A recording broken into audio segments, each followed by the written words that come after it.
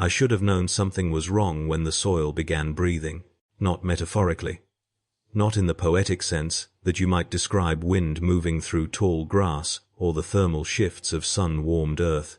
I mean the ground beneath my boots swelled and contracted with rhythmic precision, a slow inhalation followed by exhalation that I felt first through my feet, then later heard as a wet, organic wheeze that emanated from fissures in the packed dirt.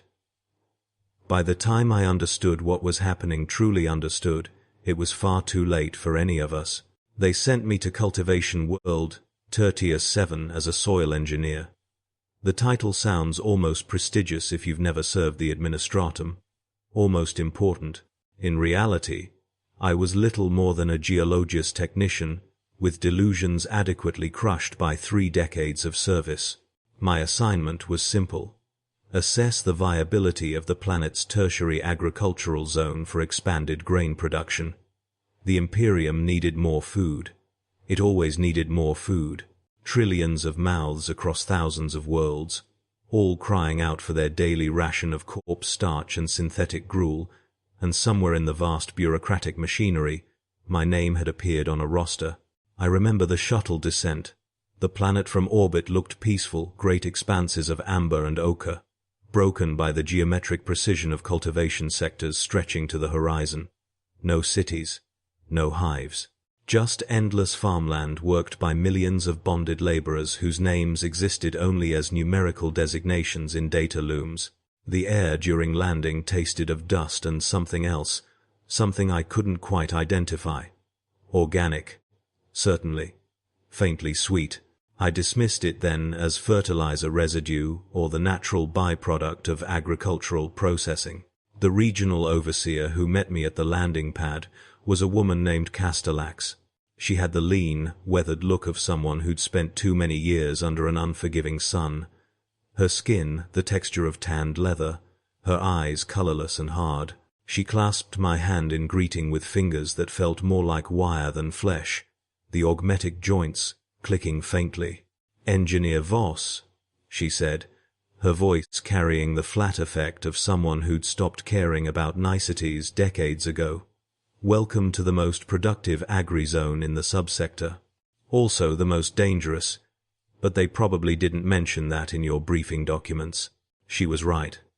They hadn't. The facility she led me to was a low-slung complex of prefabricated HAB units and analysis stations, surrounded by fields that stretched in every direction until the curvature of the world itself hid them from view. The buildings squatted against the earth like metal tumors, their surfaces scoured by wind-driven grit until the imperial eagles stamped on their flanks were barely visible. Inside, the air tasted of recycled moisture and machine oil. Cogitators hummed in their cradles. Servitors shuffled through their programmed routines with the vacant efficiency of the lobotomized. "We lose people," Castellax said as she showed me to my quarters. Not as a warning, exactly, more as a statement of fact, delivered with the same tone she might use to discuss equipment maintenance schedules. 14 last month.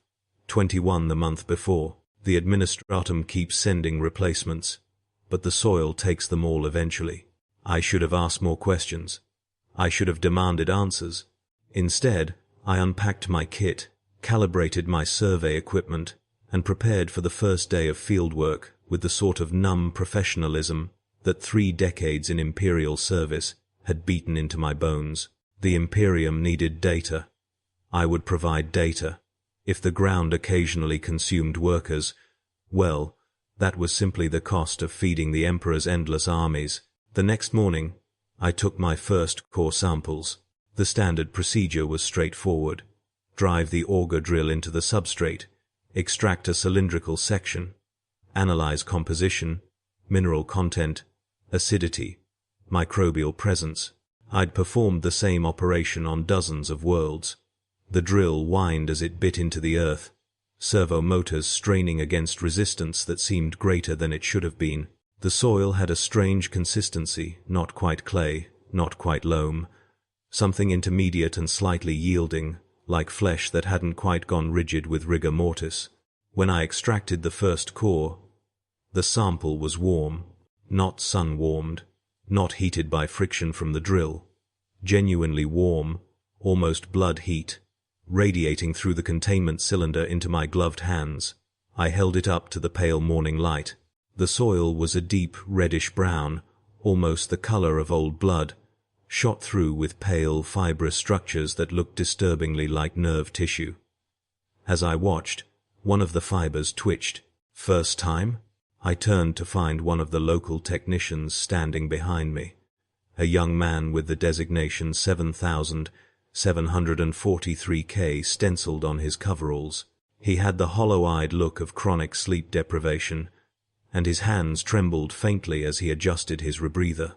"First time for what?" I asked, seeing it move. He gestured at the core sample. "The ground. It's alive. Didn't anyone tell you?" They hadn't, of course. The briefing documents had mentioned nothing about biological activity in the substrate, but as I stood there in the amber dawn light, holding a cylinder of warm, twitching soil, I began to understand why the administratum kept sending replacements. Over the following days, I expanded my survey operations, taking samples from across the agricultural zone. The pattern was consistent. Every core showed the same disturbing characteristics: elevated temperature, fibrous inclusions, occasional movement. The deeper I drilled, the worse it became. At 5 meters, the soil had a pulse. At 10 meters, it bled when punctured, not sap, not water, but something that smelled of copper and left rust-brown stains on my equipment. I analyzed the samples in the facility's gene lab, running them through sequence scanners and microscopic examination. What I found defied easy categorization. The fibrous structures were indeed organic, composed of protein chains and nucleic acids, but arranged in patterns I'd never seen in any biological database. They formed networks, connections, synaptic junctions. The soil wasn't just alive, it was organized, structured, almost intelligent. "How long has this been happening?"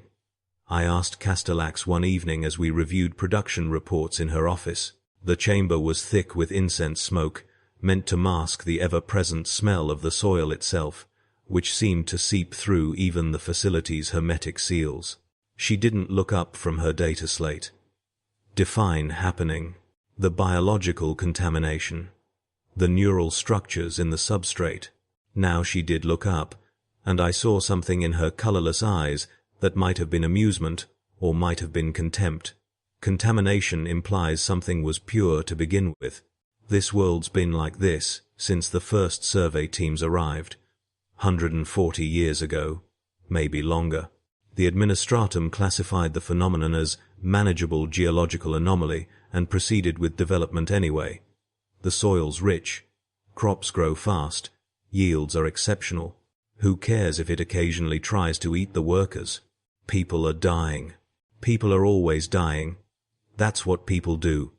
She returned her attention to the slate. "Your job isn't to question policy, Voss. Your job is to determine if we can expand cultivation to the tertiary zones." "Can we?" I wanted to say no. I wanted to recommend immediate evacuation, quarantine protocols, mechanicus investigation. Instead, I heard myself say, "I need more data." The nightmares started on my 8th day. I would dream of sinking. Not drowning, there was no water. Just the sensation of the ground softening beneath me, becoming yielding and warm, pulling me down into its embrace while I struggled uselessly against its grip. I could feel things moving under my skin in these dreams, pale tendrils worming through my tissues, connecting to nerves and blood vessels, integrating me into something vast and hungry. I would wake gasping, my sheets soaked with sweat, and for a moment I couldn't remember where the dream ended and reality began. The floor of my hab unit felt softer than it should.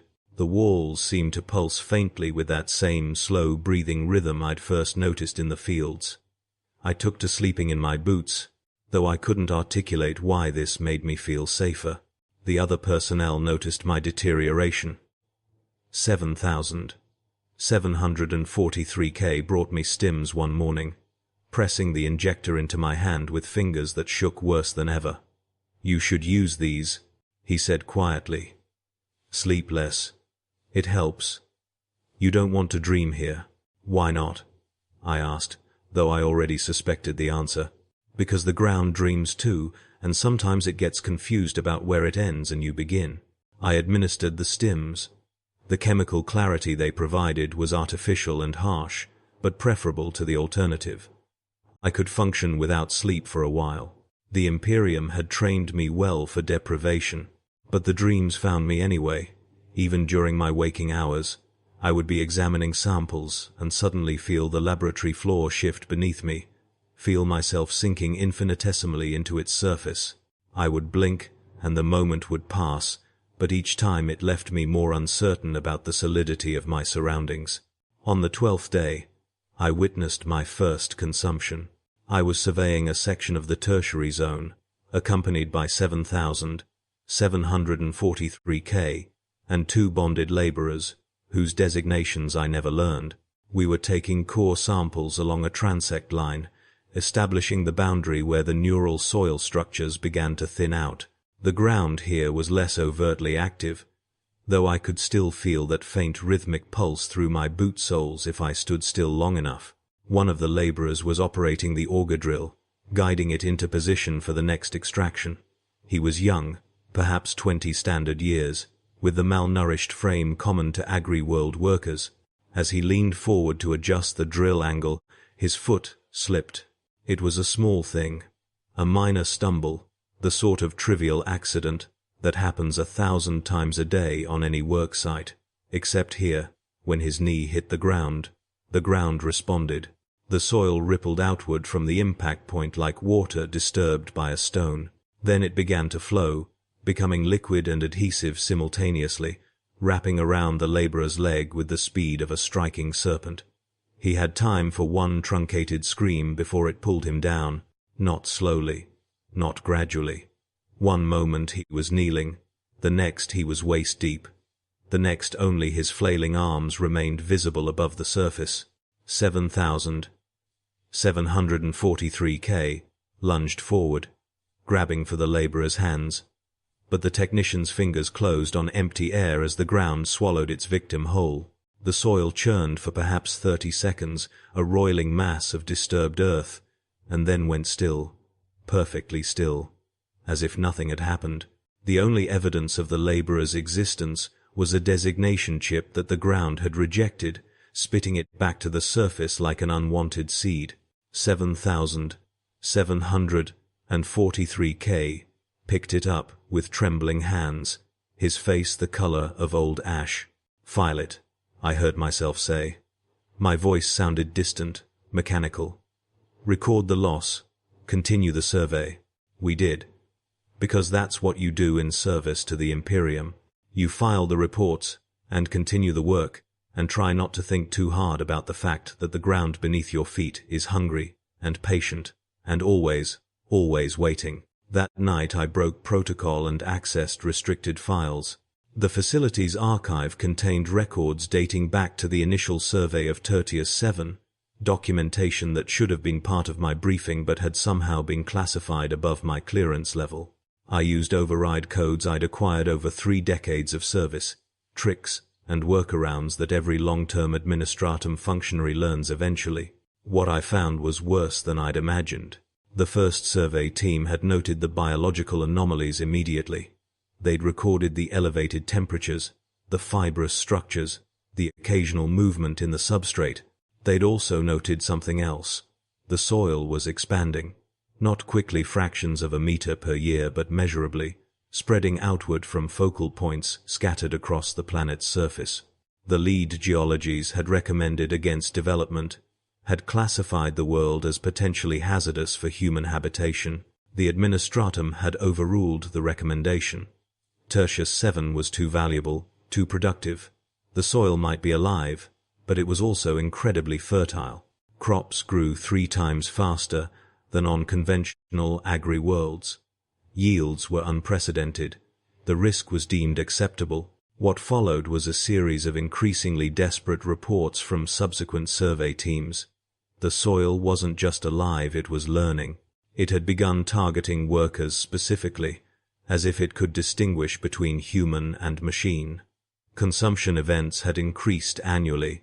Workers reported dreams, hallucinations, the sensation of being watched by the ground itself. Several technicians had gone missing in ways that suggested voluntary surrender, walking into the fields at night and allowing the soil to take them without resistance. Most disturbing were the medical reports. Workers who survived partial consumption showed strange changes. Their skin took on a reddish tinge. They reported feeling connected to something vast, hearing voices in the sound of wind across the fields. Some claimed they could feel the hunger of the soil as a physical sensation in their own bellies. These individuals were typically terminated for their own safety and the safety of others, their bodies incinerated rather than buried. The most recent report was dated 3 months prior. It noted that consumption events had increased by 40% year over year. It also noted something new. The boundaries of the active soil zone were expanding faster, accelerating in a pattern that suggested purposeful growth rather than random spread. The report's final recommendation was for immediate evacuation and planetary quarantine. The recommendation had been denied. Production quotas took precedence. I sat in the dim glow of the data screen, feeling the floor beneath my chair pulse with that slow, organic rhythm, and understood with crystalline clarity that we were all going to die here. Not might die. We're going to die. The ground was patient and hungry, and growing stronger, and eventually it would claim every living thing on this world. The question was only one of timing. Over the next week, I continued my survey work with mechanical precision, collecting data that I knew was meaningless, filing reports that no one would read with any real attention. I mapped the tertiary zones, recorded mineral composition, calculated theoretical yield increases. All the while, I felt the ground's attention on me, a weight of regard that pressed against my consciousness like a physical force. The nightmares intensified. I dreamed of roots growing through my flesh, of becoming part of something immense and distributed, my individual consciousness dissolving into a collective awareness that spanned continents. I dreamed of hunger so vast it could swallow worlds, and of patience measured in geological time. When I woke, if I woke, I could feel phantom sensations, tendrils worming through tissues that should have been solid. 7,743K stopped reporting for work on the 19th day. I found him in his hab unit, curled in the corner, his hands buried wrist-deep in a pile of soil he'd somehow smuggled inside. His eyes were distant and unfocused, and when I spoke his name, he didn't respond. He just sat there, running the soil through his fingers, with an expression of profound peace. "It's beautiful," he whispered finally. "Can't you feel it? The connection, the communion. We've been so alone, all of us, separated by skin and bone. But the ground wants to bring us together, make us whole, make us part of something eternal." I had him removed to the medical bay, though I knew there was nothing they could do for him. The soil had already claimed him in the ways that mattered. His body might linger for a few more days, but his mind had surrendered, had accepted integration into whatever vast consciousness inhabited the earth itself. I should have been horrified. Instead, I felt a strange envy. The consumption events increased. We were losing 3 or 4 personnel daily now, sometimes more. The bonded laborers went first, their lives considered most expendable, but the soil made no real distinction. It took technicians, overseers, servitors, when it could manage them. The facility population dwindled. Those who remained moved with the careful precision of people walking on thin ice, trying not to draw attention, trying not to be next. Castellax called me to her office on the 23rd day. She looked worse than I'd seen her, the mechanical parts of her seeming more prominent than the organic portions, as if she were slowly transitioning from human to machine as a defense mechanism. "Your report," she said without preamble. "What are you going to recommend?" I had prepared several responses. The truth. Lies. Comfortable evasions. What came out was simpler. "Does it matter?" Her laugh was bitter and sharp. "No, not really. They'll approve expansion regardless of what you write. They always do. But I'd like to know, for my own curiosity, whether you're going to condemn more workers to this place, knowing what you know. We're all condemned already, I said. The soil is expanding. In 5 years, maybe 10, it'll reach the primary cultivation zones, the hab complexes, the orbital facilities eventually. If it figures out how to grow upward, this world is lost. We're just the ones unlucky enough to still be here when it happens. Then why are you still filing reports? Because it's what I was sent to do. She nodded slowly, as if this made perfect sense to her, which perhaps it did. We were both creatures of the administratum, trained to follow protocol even as the galaxy burned around us. I'm evacuating tomorrow, she said, taking the last shuttle up to the orbital platform. You should come. And the others? Not enough space. Never is. She paused, her augmetic fingers drumming against her desk with a clicking rhythm that almost matched the pulse of the ground beneath us. I could make room for you, though. Professional courtesy, one bureaucrat to another. I should have accepted. Any rational person would have accepted. Instead, I heard myself say, I haven't finished the survey. She studied me for a long moment, and I saw understanding dawn in her colorless eyes. Not sympathy, just recognition. It's got you already, hasn't it? In here, she tapped her temple. That's how it starts. The dreams, the sensation of connection. You'll tell yourself you need more data, more time, one more sample. Then one day you'll walk into the fields and you won't walk back. Maybe. Definitely. She stood, gathering her few possessions into a utilitarian pack. For what it's worth, Voss, you seem like a competent engineer. Wasted potential and all that. But we're all wasted potential in the end, aren't we? Every one of us ground up in the Imperium's machinery until there's nothing left but designation numbers and filing codes. She left the next morning without saying goodbye. I watched her shuttle climb into the pale sky, watched it dwindle to a point and then vanish entirely, and felt something in my chest that might have been relief, or might have been despair. I was alone now, save for the few remaining workers who were too low in the hierarchy to merit evacuation, and the ground that stretched to every horizon. I returned to my surveys. The soil had changed in the days since the first samples. The fibrous structures had grown denser, more organized. When I extracted cores now, they showed clear differentiation, something like muscle tissue here, something resembling neural ganglia there. The ground had organs. The ground had systems. The ground was becoming something complex and terrible, and I couldn't stop studying it. On the 27th day, I found the heart. I drilled deeper than before, extending the auger down 15 meters into the substrate. When I extracted the core, it was warm and wet and pulsing with obvious rhythm. The sample showed a concentration of blood vessels, actual vessels, with walls and valves surrounding a central chamber that contracted and expanded with mechanical precision. A heart, crude, distributed across cubic meters of soil rather than concentrated in a single organ, but functionally identical to what beat in my own chest. I stood there holding the core sample, feeling its pulse against my palms, and laughed. The sound was high and cracked and wrong, but I couldn't stop it. We'd been growing food in the flesh of a living thing. We'd been walking on its skin, drilling into its organs, extracting pieces of its body for analysis, and it had been patient with us.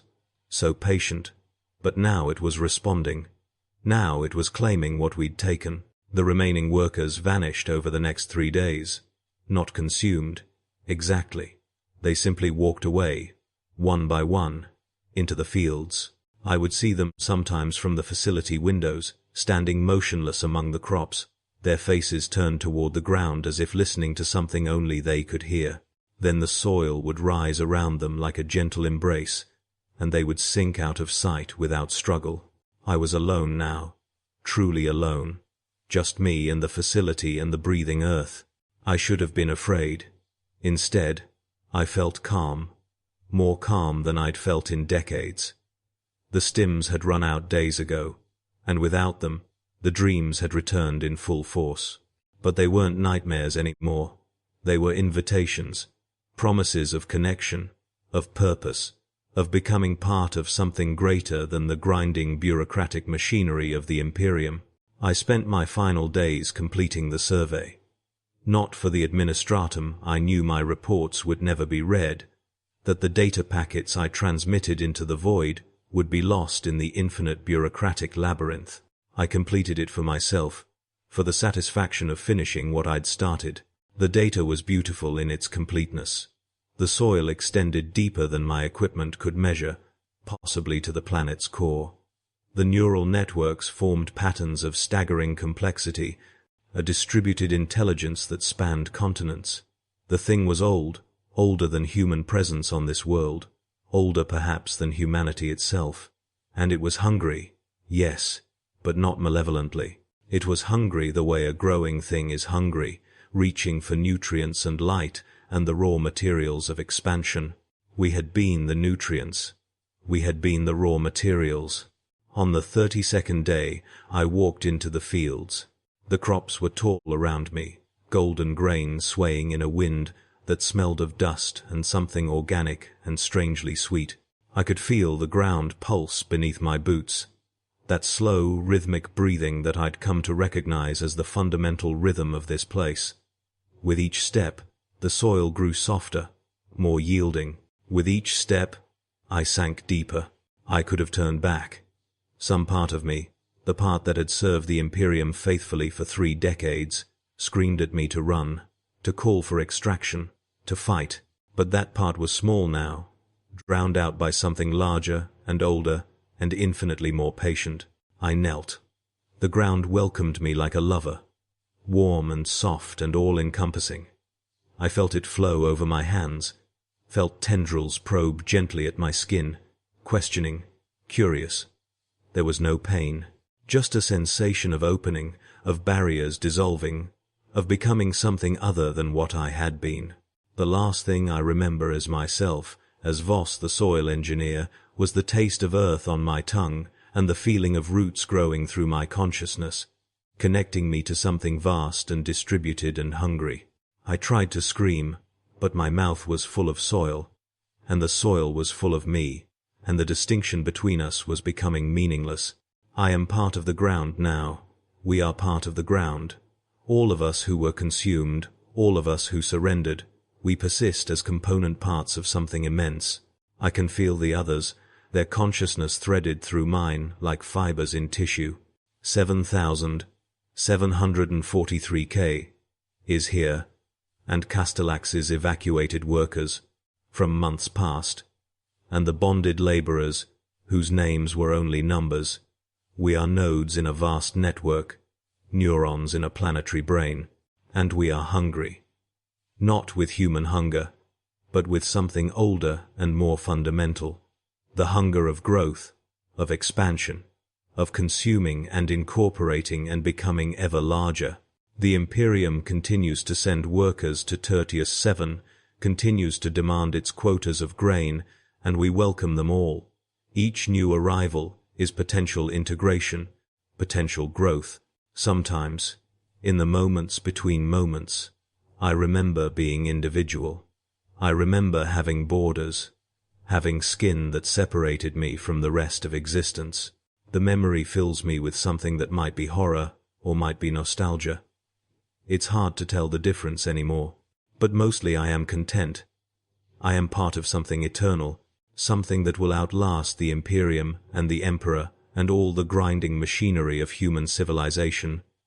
I am the ground, and the ground is patient, and the ground is hungry, and the ground is everything. They will send more engineers eventually, more surveys, more assessments, more recommendations that will be ignored in favor of production quotas, and we will welcome them all, incorporate them all, add them to the vast distributed consciousness that spreads deeper and wider with each passing day. The ground is alive. The ground is aware. The ground is inevitable. And sooner or later, everyone who walks on it will understand what I understand now. We were never standing on the ground. We were standing in it,